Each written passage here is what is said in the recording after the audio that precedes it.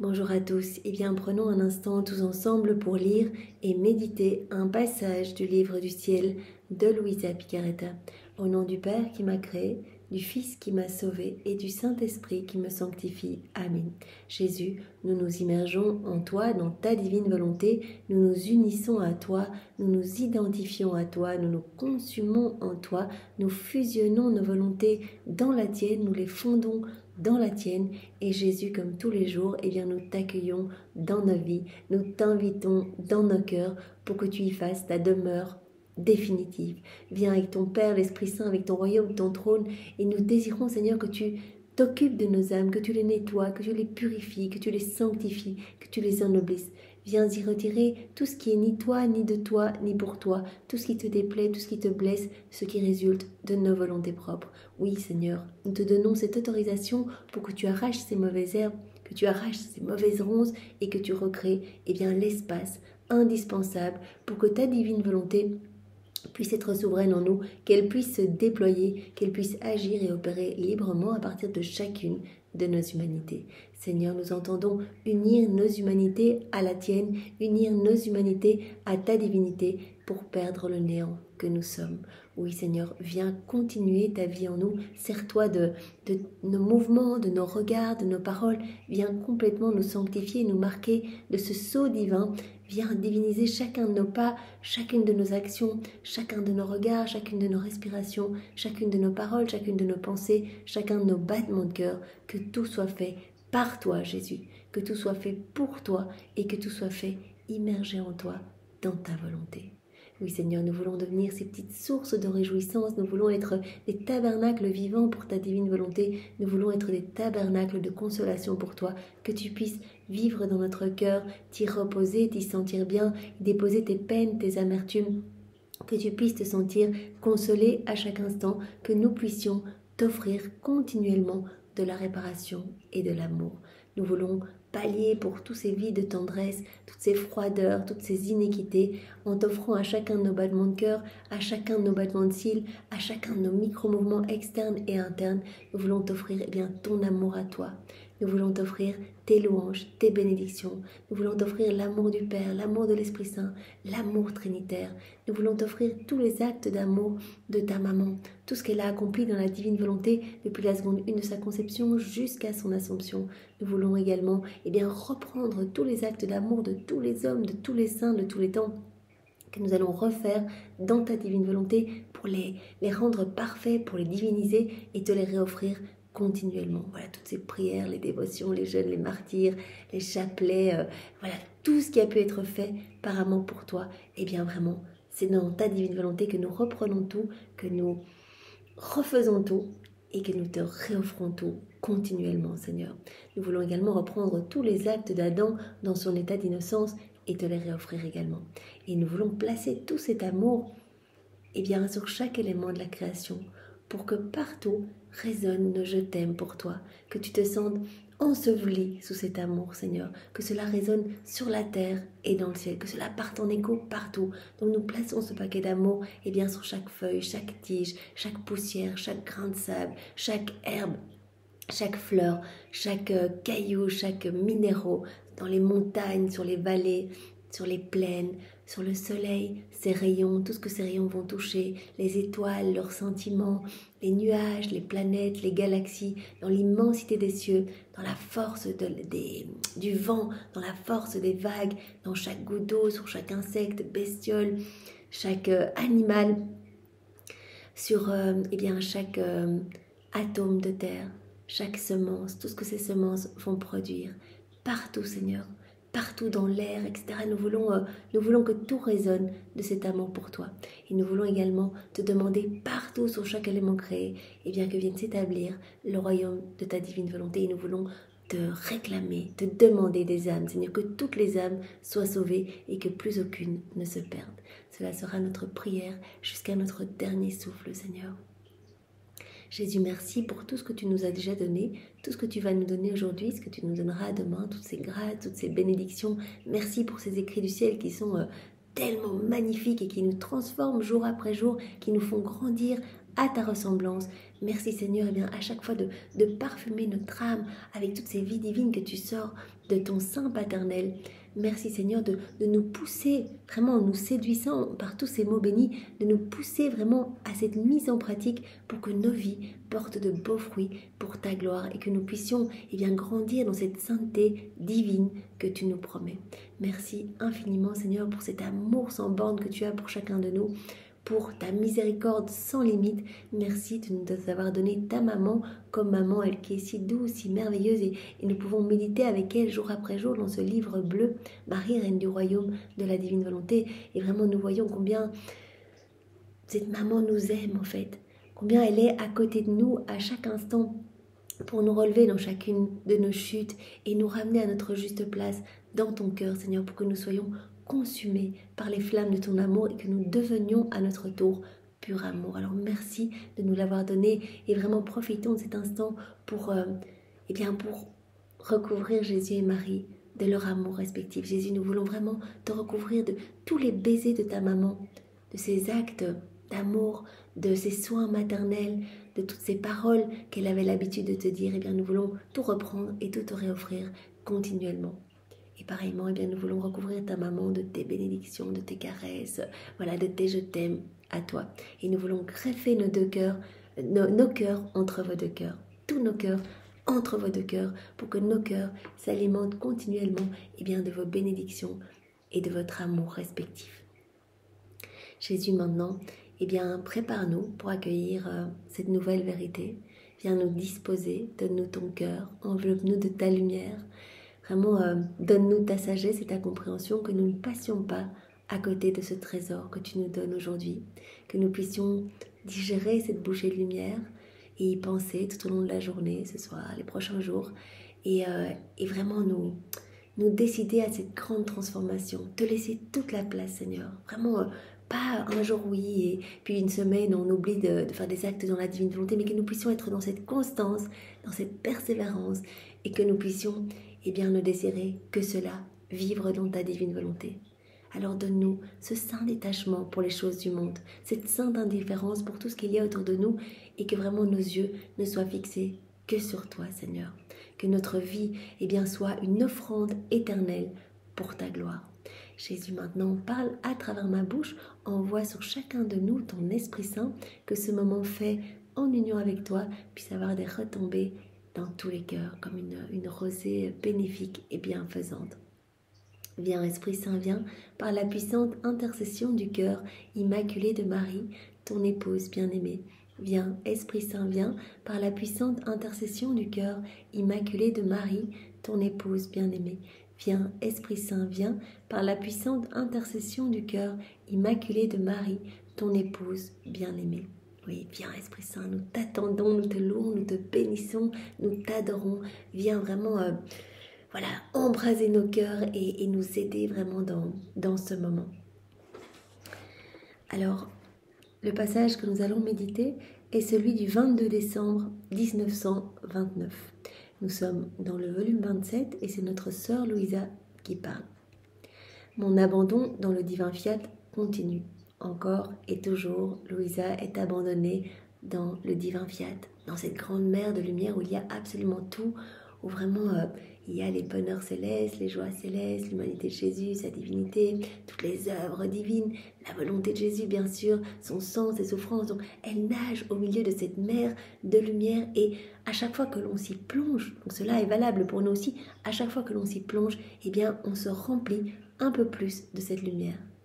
Vraiment, il y a quelque chose qui s'opère en nous. Jésus vient retirer quelque chose de profondément humain en nous pour le remplacer par quelque chose du ciel, quelque chose de divin. Donc il y a de plus en plus de lumière. Au plus on s'y plonge. Chaque fois qu'on fait un acte dans la divine volonté, c'est un abandon dans le divin fiat. On se plonge dans cette mer et donc il s'opère quelque chose dans notre âme. Jésus prononce la parole de la consécration sur notre âme. Notre âme devient une hostie. Donc nous alimentons Jésus, nous devenons des hosties vivantes pour Jésus. Et il prononce son fiat créateur également. Donc il y a quelque chose qui se crée en nous. Nouveaux cieux, nouveaux soleils, nouvelles étoiles, nouvelles floraisons, nouvelle sainteté, nouvelle beauté. Quelque chose de sublime se crée en nous. Tout l'univers a été fait en 6 fiat. Tout a été fait en 6 fiat. Donc vous imaginez 6 actes, 6 fiat qui sont prononcés sur notre âme. Donc si on fait voilà, une centaine d'actes sur la journée, eh bien il y a des choses absolument sublimes qui se créent dans notre cœur. Au point tel que toute la cour céleste, les saints, les anges viennent se réjouir et regarder ce qui a été créé. En fait, ils viennent tous subjugués par tant de beauté et tant de lumière qui émanent, eh bien toutes les fois où nous nous unissons à Jésus. Mais c'est très simple. Notre quotidien peut sembler extérieurement identique au quotidien d'une autre personne. On peut être chez nous, au travail, en train de prendre son bus, en train de marcher, de se promener, que sais-je. Tous les actes faits en union avec Jésus deviennent ces soleils infinis, éternels, qui ne s'éteindront jamais et qui auront bien, des répercussions dans tous les cœurs. Voilà, tous ces rayons de lumière vont pouvoir éclipser les ténèbres, recouvrir les péchés, toucher les âmes du passé, du présent et du futur. Donc il y a cette portée universelle. Donc, au niveau spirituel, quand on s'unit à Jésus, c'est très puissant et c'est absolument magnifique. Et il nous transforme petit à petit à sa ressemblance. Donc Louisa, elle est continuellement abandonnée dans le divin fiat. Et mon tendre Jésus, se faisant voir en tout petit enfant dans mon cœur ou dans le sein de la céleste maman, mais si petit et d'une beauté ravissante, tout amour, le visage inondé de larmes, il pleure parce qu'il veut être aimé, il me dit en soupirant. Donc Jésus se montre tout petit dans le cœur de Louisa, où il se montre dans le sein de sa maman. Donc elle a vraiment ces deux visions. Et Jésus est en larmes, vraiment tout petit en larmes, parce qu'il veut être aimé. Il veut être aimé. Il souffre tellement. Il le dit tout le temps dans les 24 heures de la Passion. Mais moi, ce non-retour à mon amour, ce manque de réciprocité à ma tendresse, à tout ce que je veux faire pour mes enfants, eh bien cela m'étouffe littéralement. Tout cet amour que je ne peux pas déverser dans les cœurs, toutes ces grâces, toutes ces bénédictions qui sont bafouées, qui me sont renvoyées eh bien, par des cœurs trop froids et indifférents. Eh bien, Jésus souffre toutes les fois où on ne répond pas à son amour, toutes les fois où on se sert, par exemple, des éléments de la création, on va au soleil, on ne pense pas à Jésus, on cueille des fleurs, on ne pense pas à Jésus, on va se promener, on regarde autour de nous, on entend les oiseaux chanter, on ne pense pas à Jésus. Eh bien, tout ce que nous voyons dans la création sont comme autant de je t'aime de Jésus. Donc rien qu'en nous promenant, nous sommes bombardés de je t'aime. Et donc, nous avons à répondre à cet amour. C'est pour cela que ces rondes dans l'œuvre de la création sont très importantes. Voilà, placer notre amour partout pour répondre au nom de tous ceux qui n'y répondent pas. Et donc, on peut le faire aussi dans l'œuvre de la rédemption. Voilà, on lit la Bible, ou on lit les écrits de Maria Valtorta, que sais-je, on se plonge, voilà, ou dans les 24 heures de la Passion, c'est rempli de rondes dans l'œuvre de la rédemption. Donc on se plonge, on va tout près de Jésus, on le prend dans les bras, on le recouvre d'amour, on lui donne de l'amour au nom de tous ceux qui ne lui en donnent pas, etc. On dit, je vois ton amour dans tout ce que tu fais et je veux y répondre. Je veux tout vivre en union avec toi, unir mes prières aux tiennes, mes réparations aux tiennes, mes souffrances aux tiennes. Je ne veux rien perdre de ce que tu fais et je veux m'unir à toi à chaque instant, à toi et à ta maman. On peut s'unir à Jésus également dans l'œuvre de la sanctification. On peut être avec l'Esprit Saint dans tous les sacrements. Nous savons que l'Esprit Saint gémit de solitude dans les sacrements. On peut tenir compagnie à la divine volonté dans les sacrements, tenir compagnie à Jésus, et bien dans le Saint-Sacrement, être avec lui dans tous les ciboires, tous les tabernacles, toutes les hosties consacrées, être avec lui dans les mains des prêtres, être consacré avec lui à chaque instant, le recouvrir à chaque instant de sa pureté, de sa splendeur, de sa beauté, de sa sainteté, etc. Et donc continuellement réparer. Alors je vous invite à lire la prière qui se trouve au tout début du tome 11. Donc Louisa qui fait un au revoir à Jésus dans le Saint-Sacrement, et la page suivante c'est un bonjour à Jésus dans le Saint-Sacrement. Et je sais que Jésus a dit à Louisa, mais toutes les âmes qui feront cette prière, mais en fait je viendrai dilater leur cœur et remplir leur cœur de toujours plus d'amour pour moi. Parce que c'est une prière où Louisa tient compagnie à Jésus dans le Saint-Sacrement. Elle dit, voilà, tu es mon prisonnier d'amour, tu es là et tu souffres et je veux être près de toi et je veux tout te donner, je veux tout recevoir, je veux te donner ma vie, je ne veux même pas vivre si ce n'est pas toi qui vis en moi. Donc je ne veux même pas une seule respiration si ce n'est pas toi qui la respire en moi. Donc elle donne tout à Jésus, elle vient se décomposer en petites parties pour vraiment tenir compagnie à Jésus dans tous les tabernacles, vraiment être près de lui. Elle donne son sang pour que cela crée comme des petites flammes d'amour partout. Donc l'intention suffit, c'est ça qui est magnifique. On a l'intention d'être avec Jésus dans chaque tabernacle, nous y sommes. Nous lui tenons vraiment compagnie. Donc voilà, c'est vraiment tellement beau. Donc Jésus se montre une fois de plus à Louisa en larmes, en disant « Personne n'accepte mon amour, ou très peu, et je souffre ». Comme il nous l'a montré tellement de fois dans les 24 heures de la Passion, il agonise littéralement quand il ne peut pas donner son amour, quand il ne peut pas nous combler, quand il nous voit malheureux, en guenilles, à grappiller, à mendier pour une grâce, etc. Il souffre parce qu'il nous veut heureux. Et il veut que nous soyons, eh bien, l'exutoire de son amour, que notre âme puisse accueillir, déborder de son amour, que nous puissions vraiment être dans cette harmonie avec la Trinité, avec le ciel. Il pleure parce qu'il veut être aimé. Et il me dit en soupirant, « Ah, pourquoi ne suis-je pas aimé? Pourquoi ne suis-je pas aimé ?» Quand il dit sur la croix, « Mais Père, pourquoi m'as-tu abandonné ?» En fait, il s'adresse à chacun de nous. Pourquoi m'abandonnes-tu? Pourquoi est-ce que tu ne m'aimes pas? Pourquoi est-ce que tu n'acceptes pas mon amour? Pourquoi tu n'acceptes pas de te laisser façonner, purifier par ma tendresse? Pourquoi n'acceptes-tu pas tous les cadeaux que je veux te donner? Je veux renouveler dans les âmes tout l'amour que j'avais en m'incarnant. Voilà ce que Jésus a fait une fois, bien sûr, c'est toujours en acte de se donner. Donc vraiment, c'est cela, Jésus veut continuellement se donner à nous. Tout cet amour brûlant qu'il a eu pour nous au moment de l'incarnation, cela continue. Il veut continuellement être accueilli, en fait, s'incarner dans nos cœurs, que nous puissions devenir de tendres mères pour lui, que nous puissions l'accueillir, que nous puissions lui laisser de la place. Je veux renouveler dans les âmes tout l'amour que j'avais en m'incarnant, mais je ne trouve personne à qui le donner. Voilà, il ne peut pas nous forcer à accueillir son amour, même si cela va nous purifier, nous rendre heureux. Si l'homme ne veut pas, Jésus ne force pas. Et donc reste là continuellement en mendiant d'amour, à attendre qu'il y ait une petite ouverture de cœur, à attendre qu'il y ait un petit retour.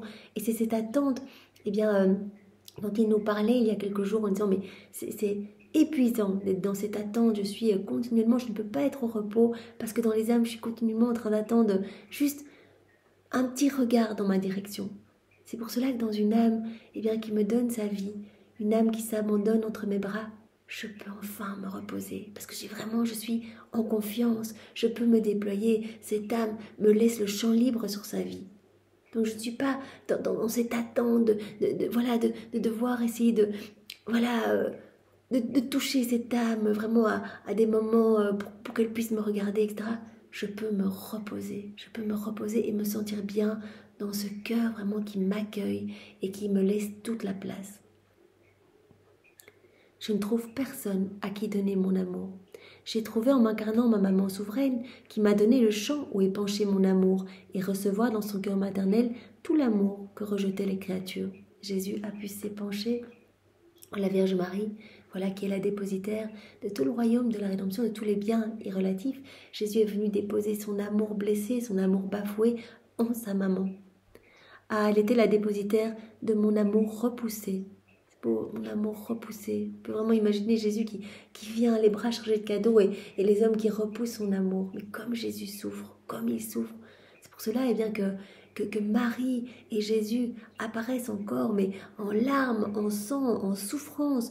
Jésus qui se crucifie, bien que je vous montre souvent crucifix, Jésus agonisant, qui dit « Je suis Jésus agonisant qui t'aime » et qui est apparu à Barnabas ensanglanté sur une croix au milieu de la ville, comme ça, au milieu de tous les gens qui passaient comme ça sans le regarder. Il dit « Mais je t'aime, je suis là au milieu, à côté de toi, je veux tout te donner, je vis en toi, je suis la divine volonté, je suis en toi. Accueille-moi, laisse-moi un peu de place, je t'aime, je t'aime, je t'aime. » Et donc vraiment Marie également apparaît dans beaucoup d'endroits, des sculptures qui pleurent des larmes de sang, Marie qui apparaît enchaînée, etc. En fait, ce sont tous nos mauvais comportements, toutes les fois où on ne veut pas de l'amour de Dieu, on ne veut pas se laisser façonner, on veut vivre dans nos volontés propres. On fait pleurer Jésus, on fait pleurer Marie, et c'est comme si, on les empêchait d'agir. Jésus parle souvent ils se sentent comme enchaînés dans nos cœurs. Il a dit « Je suis la divine volonté » et ma divine volonté est comme prisonnière en fait. Elle est comme écrasée sous un tas de décombres. Elle ne peut pas agir. C'est comme si vous me ligotiez les bras. Je ne peux pas faire de vous ce que je voudrais, des enfants de lumière, des enfants magnifiques, enfants de Dieu, filles et filles de Dieu, dépositaires, propriétaires de tout mon royaume. Je ne peux pas faire cela si vous ne me donnez pas l'autorisation. Ma maman était la dépositaire de mon amour repoussé, la douce compagne de mes souffrances et l'ardent amour qui séchait mes pleurs. Les plus grandes œuvres ne peuvent être accomplies par soi tout seul, mais il faut être au moins 2 ou 3. Voilà, Jésus dit que sa maman a pu vraiment être la dépositaire de tout, qu'il a pu vraiment déposer ses larmes, son amour bafoué, son amour rejeté, tous les biens de la rédemption. Il a tout déposé en sa maman, parce qu'il dit, voilà, les plus grandes œuvres ne peuvent pas être accomplies tout seul, il faut être plusieurs. Il faut au moins 2 ou 3. Il faut être au moins 2 ou 3 en dépositaire et nourricier de l'œuvre elle-même. Sans être nourris, les œuvres ne peuvent avoir la vie. Le danger existe qu'elles meurent dès leur naissance.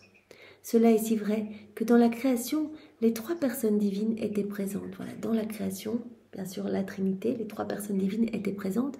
Puis nous avons fait l'homme dépositaire. Tout a été déposé, toute l'œuvre de la création a été déposée en l'homme. Nous avons fait l'homme dépositaire de notre œuvre. Non encore satisfait, car les œuvres seules n'apportent pas le bonheur, nous lui avons donné la compagnie de la femme. Voilà, donc Jésus dit que les grandes œuvres ne peuvent pas être accomplies seules, en fait. Les œuvres ne peuvent pas avoir la vie, en fait. Il faut qu'il y ait plusieurs personnes. Le danger, sinon, existe qu'elles meurent dès leur naissance. Voilà, dans la création, 3 personnes divines, tout a été déposé en l'homme, et puis après, Dieu a créé une compagne pour l'homme. Dans la rédemption, eh bien, Jésus, les 3 personnes divines, bien sûr, donc l'Esprit Saint et le Père avec Jésus, tout est déposé en la Vierge Marie. Voilà, donc dans l'incarnation, les 3 personnes divines participaient et en ma compagnie, ou plutôt elles étaient inséparables de moi, en plus de la Reine Céleste, elle-même qui était la dépositaire divine de tous les biens de l'incarnation. Tu vois ainsi combien la compagnie de la créature m'est nécessaire pour former mon œuvre, une créature qui se mettrait à ma disposition pour recevoir le grand bien que je veux lui donner. Alors veux-tu être ma seconde maman ?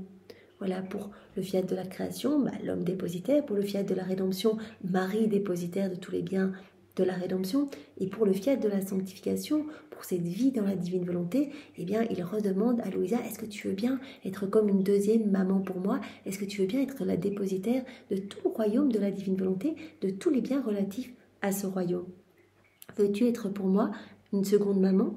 Veux-tu recevoir le grand bien du renouvellement de mon incarnation, comme legs de mon royaume, de mon divin fiat ? Est-ce que tu veux tout recevoir, former ce royaume si saint avec moi ? De cette manière, j'aurai 2 mamans. La première qui me laissa former le royaume de la rédemption et la seconde qui me laissera former le royaume de ma divine volonté. Et plaçant ses petites mains sur mon visage, en me caressant, il me dit « Ma maman, ma maman ».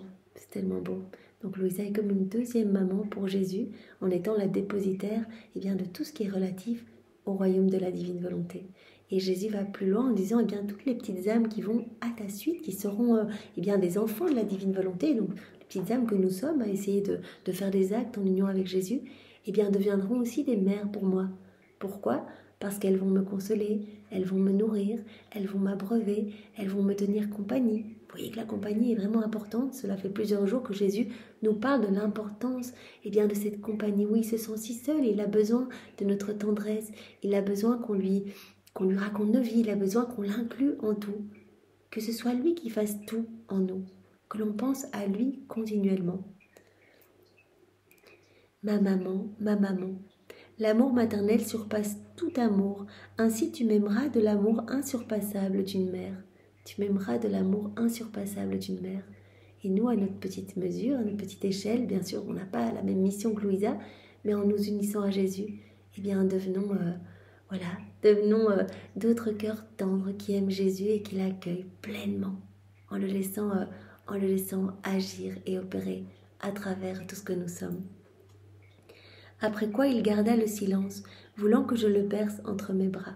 Tellement beau, on a envie de s'unir à Louisa pour bercer Jésus, pour l'embrasser, pour le consoler, tout petit Jésus avec ses grosses larmes, dire, mais voilà Jésus, nous prenons toutes tes larmes, on ne veut rien perdre et nous les offrons au Père. Vraiment pour que vienne s'établir le royaume de la divine volonté et que soit nettoyé de nos cœurs tout ce qui résulte de nos volontés propres. Voilà, ne perdons rien. Jésus nous demande souvent à travers les écrits du ciel de nous servir absolument de tout comme matériaux, comme matériel pour demander que s'établisse le royaume de la divine volonté. Il pleut sur chaque goutte de pluie, Seigneur, que vienne ton royaume. Voilà, il y a du vent, eh bien Seigneur, balaye dans les cœurs tout ce qui résulte de nos volontés humaines, que vraiment les âmes puissent être disposées à accueillir ce grand don de la vie dans la divine volonté. Tout doit nous servir à demander ce royaume. Voilà, des personnes, on entend des personnes applaudir. Seigneur, ces applaudissements sont pour toi, que toute gloire te soit rendue. Eh bien, nous voulons te donner la gloire que tu aurais dû recevoir de tous les hommes, de tous les temps. Nous voulons réparer, te louer, te bénir et que vienne ton royaume si saint, ce royaume d'amour, qu'il vienne s'établir sur la terre. Tout doit nous servir à demander ce royaume. Vous voyez, simplement, je me brosse les dents, mais Seigneur, de la même manière que je me lave les dents, allons nettoyer ensemble les cœurs, les disposer à accueillir eh bien, ce don de l'inséparabilité avec toi. Ou voilà, où je récure cette casserole, eh bien Seigneur, allons récurer les âmes, allons vraiment les carchériser pour que vraiment elles puissent toutes s'ouvrir à toi, revenir à toi, garder les yeux fixés sur toi, t'aimer, que tu puisses reprendre cette place d'honneur au milieu de tes enfants. Je presse une orange, et bien Seigneur, de la même manière, pressons les âmes, vraiment mettons-les dans le broyeur de ta divine volonté pour qu'il ne reste plus rien d'humain, mais que tout en chaque homme devienne divin et éternel, que tu puisses trouver ta demeure dans absolument tous les cœurs, que tu sois heureux, Seigneur, vraiment que tu reprennes cette magnifique place au milieu de chacun de nous. Tout cela peut être décliné absolument à tout ce que nous faisons, que tout nous sert vraiment de matériel pour demander que le royaume de la divine volonté s'établisse ici-bas. Et pour dire à Jésus qu'on l'aime, pour réparer, pour le glorifier, bien sûr. Voilà. Après quoi, il garda le silence, voulant que je le berce entre mes bras. Puis il ajouta, « Ma fille, tu dois maintenant connaître l'excès de mon amour, où il m'a conduit. » Voilà, nous avions déjà connaissance des 9 excès d'amour de Jésus dans le sein de sa maman.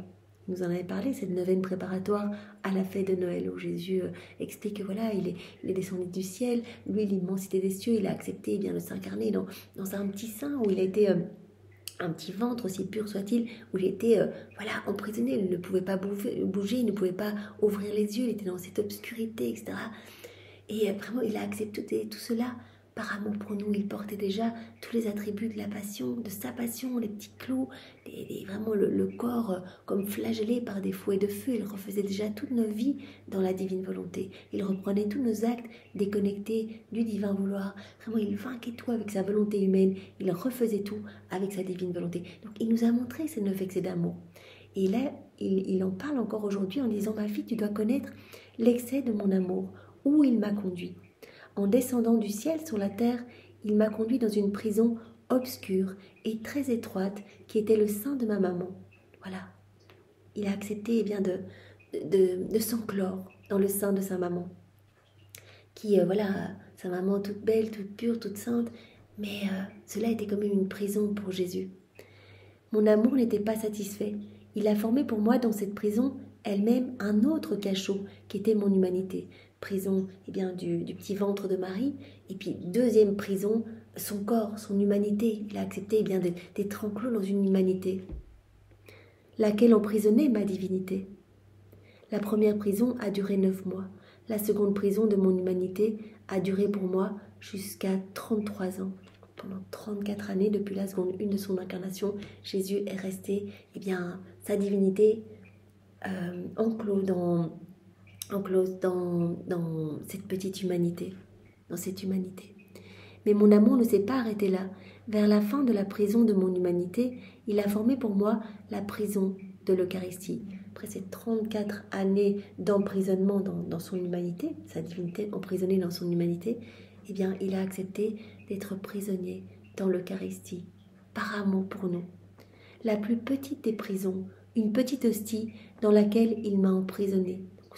Il parle de son amour. Mon amour m'a emprisonné dans cette toute petite prison. Humanité et divinité. Et j'aurais été satisfait d'être là comme mort, sans laisser entendre un souffle, un mouvement ou un battement de cœur. Et non pas pour quelques années, mais jusqu'à la consommation des siècles. Donc on peut vraiment méditer sur cet excès d'amour, Jésus, dans le Saint-Sacrement. Mais c'est vrai que c'est incroyable cet amour. Prisonnier d'amour dans une toute petite hostie, à nous attendre si vulnérable en fait. Il a vu à travers les siècles eh bien, les communions sacrilèges, les personnes qui allaient prendre des hosties, des sectes sataniques pour vraiment poignarder les hosties, etc. Il a vu les vols d'hosties pour faire des choses, voilà, des hosties qui ont été jetées, etc. Voilà, il a vu tout cela. Il a vu les comportements irrévérencieux quand il se donnait. Il a vu des personnes, eh bien, peut-être manger autre chose en même temps que l'hostie, etc. Comme il a dû être blessé, mais il a accepté, dans cet immense excès d'amour, eh bien, voilà, il était jusqu'au bout, jusqu'à la consommation des siècles. Il veut se donner à nous.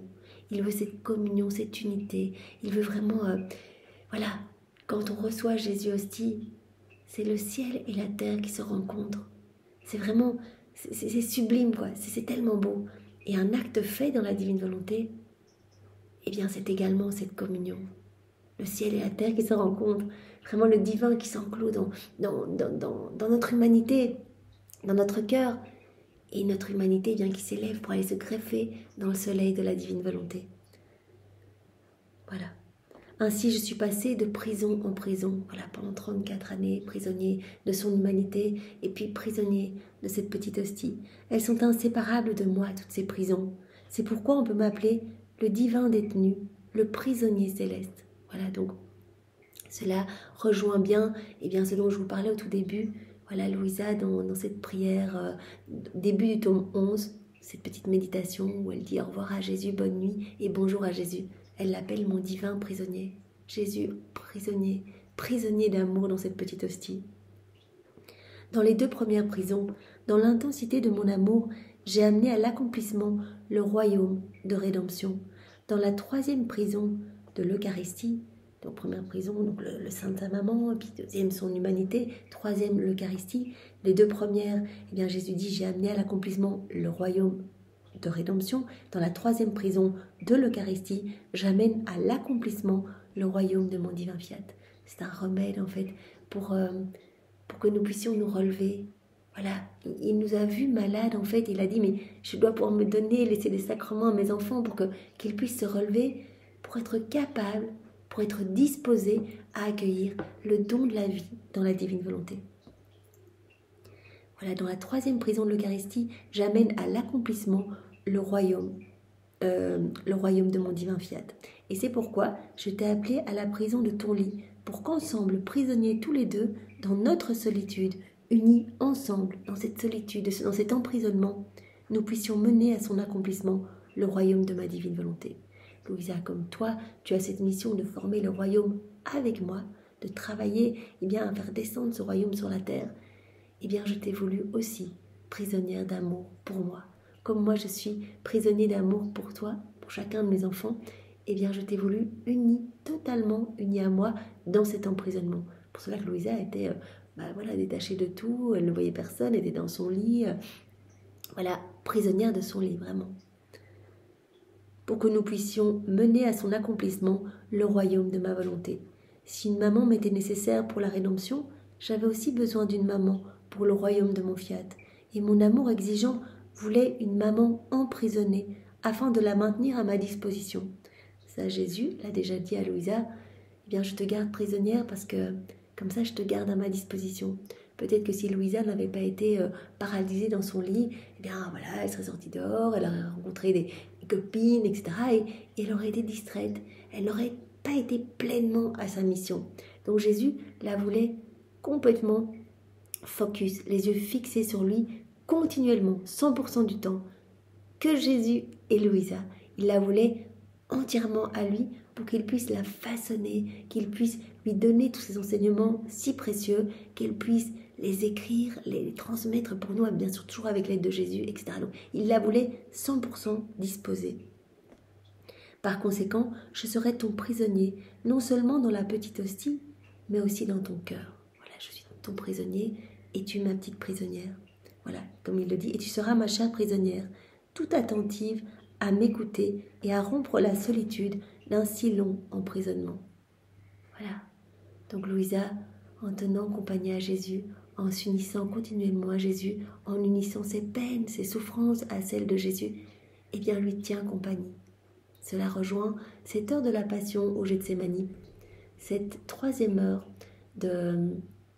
d'agonie au jardin de Gethsémani, eh bien Jésus nous appelle à venir lui tenir compagnie en lui offrant toutes nos petites peines du quotidien.